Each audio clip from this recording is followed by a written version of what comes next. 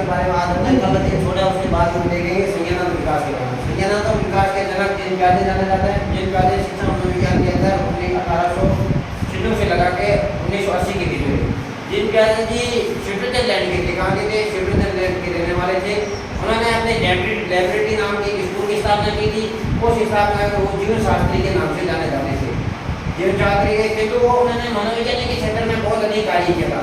मनोवैज्ञानिक क्षेत्र में 1896 से लगा के 1980 के बीच में उन्होंने मनोवैज्ञानिक क्षेत्र में कार्य, उन्होंने स्वयं के बच्चे पर निरीक्षण किया। आपने पढ़ा था उस स्वयं के बच्चे पर जिन प्याजे जी थे वो अपने खुद के बच्चे पर निरीक्षण कार्य किया। अपने सारे बच्चे पर करके अपने खुद के बच्चे जन्म से लेकर अपने किशोर अवस्था तक अपना स्वयं क्या की अवस्था के अंदर बालक क्या क्या कार्य कर सकता है, उन अवस्था के अपने घर में रहकर एक परिवार के सदस्य अपना खुद उसमें दिन और रात सारी जानकारी लेकर उन्होंने स्वयं के बच्चे पर कार्य करके मनोविज्ञान को आगे बढ़ाने का किया। जिन प्याजे ने निरीक्षण कार्य करके मनोविज्ञान को आगे बढ़ाया, जिन्होंने सर्वप्रथम 1920 के बाल विकास के क्षेत्र में कार्य करने का सर्वप्रथम कार्य किसने किया था?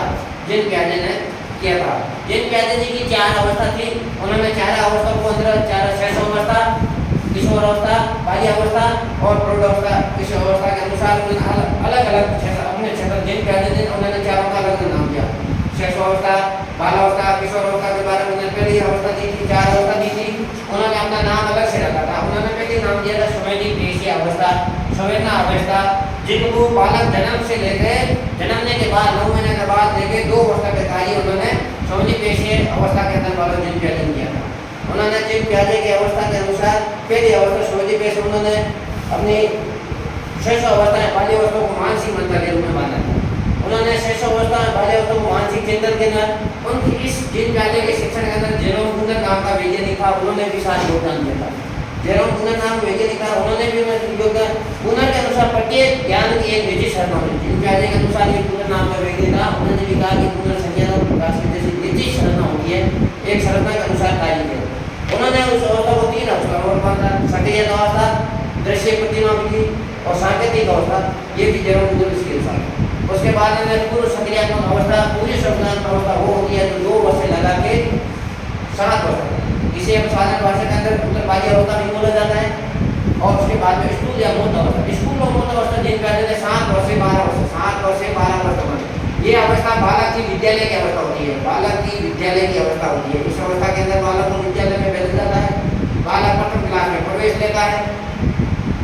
7 वर्ष से लगा के 11 वर्ष तक बालक 5 कक्षा तक पार करते हैं। उसके बाद में औपचारिक सक्रियात्मक अवस्था, इस अवस्था के अनुसार बालक 12 वर्ष से लगाकर प्रौढ़ अवस्था के अंदर पूरा अवस्था होती है। इस अवस्था के अंदर बालक के विभिन्न प्रकार के जो 5वीं 8वीं 9वीं 10वीं 11वीं 12वीं की क्लास की अवस्था के अंदर बालक औपचारिक किस्म में बालक सोचने, समझने, विभिन्न प्रकार की क्रिया करने का काम करता है। जिन प्याजे ने अपनी एक पुस्तक भी लिखी थी, वो पुस्तक 1923 के अंदर लिखी गई थी। वो पुस्तक का language and thought of the child नाम की पुस्तक थी। ये जिन प्याजे की सर्वप्रथम पुस्तक थी और ये सर्वप्रथम प्रसिद्ध भी हुई। उसके बाद हमने 1976 से लगाकर 53 वर्ष तक जिन प्याजे ने 32 प्रकार की पुस्तकें लिखी थी।